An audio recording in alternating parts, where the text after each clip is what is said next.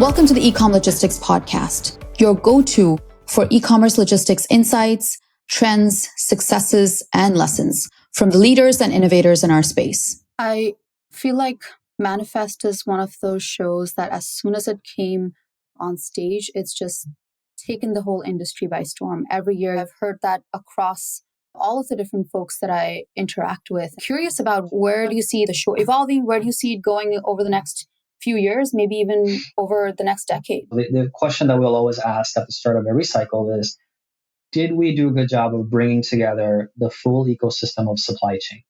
And now when we look at new areas, another example is cold chain is an entirely new segment of ours for Manifest 2025. It comes directly from the grocers, food and bev companies, pharmaceutical companies, chemical manufacturers that attend Manifest. And as we have catch-ups with them, one of the needs is, hey, we have this specific complex area that we're trying to solve.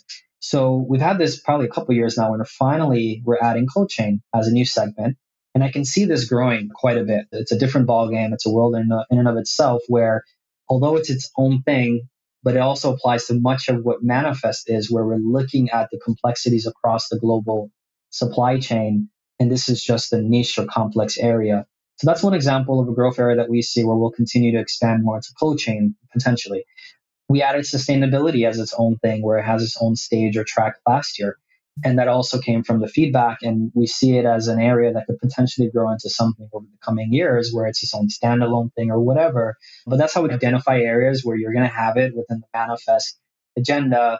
And maybe if you can tell the audience, what are one or two things that you specifically are super excited about for 2025? Yeah, absolutely. First one that comes to mind, I talk about a lot, will be our leadership suite. And it's not necessarily just because it's happening, but it's because they're coming to the event. This year, we're having over 60 of them that are confirmed, that are involved at Manifest, that will be engaging in the reception parties that we have, the panels that we have for the public audience, but they'll also get a chance to engage with each other while there. So it's giving them a curated experience where there are specific private areas where they will just be in one room together, engaging with each other throughout these organic conversations, roundtables, or whatever it is.